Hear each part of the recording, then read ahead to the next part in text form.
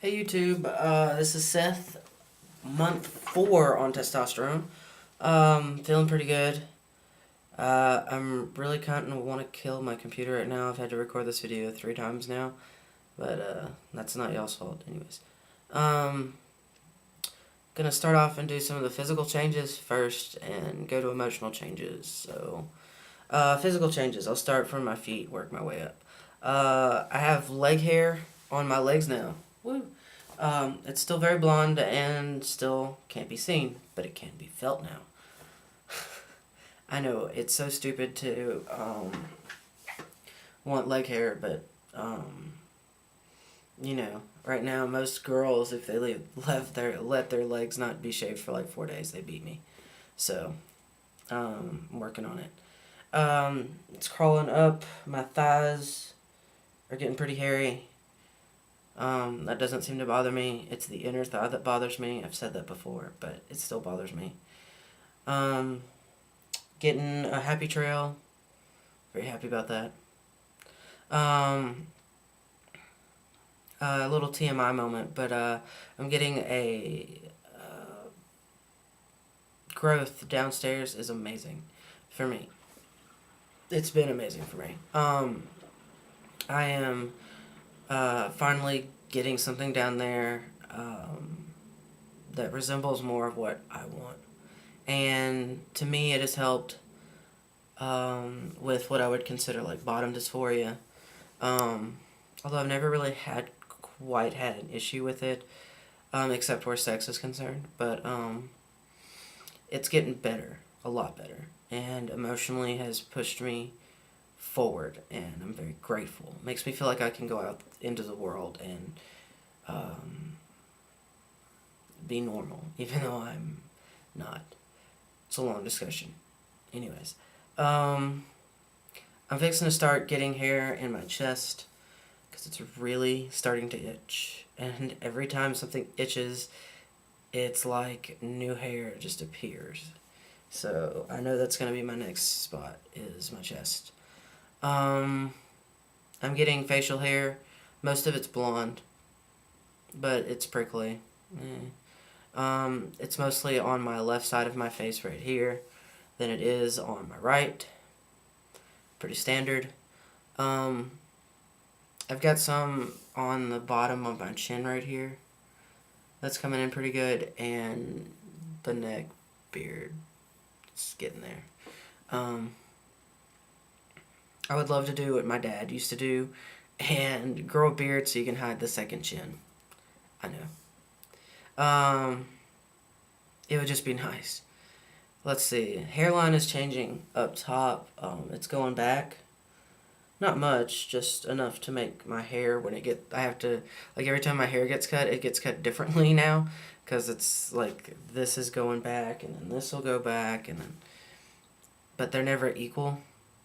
So, I don't know, my arm hair hasn't changed. It's the same, blonde, and barely can be seen hair. Emotionally, really happy about my transformation, my physical transformation. Very happy about where that's taking me, where it's leading me. It's leading me to be a much more open person than I have been in the past. I'm not as scared to go out and just go on dates and just go talk to random people and just make new friends, which has been something for me in the past has not been a strong suit of mine. The more and more I change in my physical and my emotional changes as well from therapy, I realize I'm not crazy. Even though I'm bipolar, I'm not crazy as in the sense of, gonna go run around and kill a bunch of people or anything like that, but I'm just about as normal as anybody else out there, and that is taking 25 years to figure out. We each have our quirks, and we each do our own different things, and for me, this has been probably the most difficult. Let's see. This is a hard semester, spring, has always been a very hard semester for me. I don't know why. To me, it's really the hardest semester for me. Last spring semester, I lost my father and had a concussion and withdrawal from last spring semester. And I know that I won't do that this semester. I won't have, you know, I'll be able to deal with whatever comes my way. But it's very difficult because those dates and anniversaries sneak up on you. And I just kind of realized it's fixing to be the anniversary of my grandmother's death. Sorry. So it's just January through March is a very difficult time for me. I don't know why. I'll have to talk about that in therapy and figure it out. But it's a very difficult time for me, and I'm just pushing through a lot of hard stuff for me emotionally. I'm hoping to get back on a schedule here soon with school, and since I'm bipolar, not being on a schedule has been very, it's hindered me a lot in an emotional way. I have felt, like a lot of crap. I just feel kind of down in the dumps.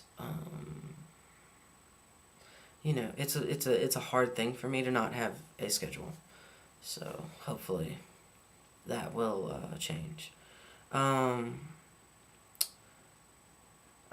gonna have to file pretty quickly a name change. I figured out that I can no longer pass as my birth name. And as thus this excites the hell out of me, this scares the hell out of me because it can be issues later. But luckily my driver's license picture is kind of current. It's from last summer, but it still looks close enough to me. You can still see that it's me. But it's getting very, very hard to pass off as a very girly birth name. With that, I have a very great story. I was at work during break, and I answered the phone wrong because I had been having a long day, and I answered the phone and said, place of work, my name is, birth name. Usually when you talk to customers on the phone, it's very rare that they actually take down your name and remember who they talked to and actually come back and buy phones from you from where I work. Didn't really worry about it. So 2 days later, a lady comes in and goes, "Hey, I'm looking for a girl name." And I was like, "Oh, that's me." And she's like, "No, we talked to a girl." I was like, "No, you talked to me."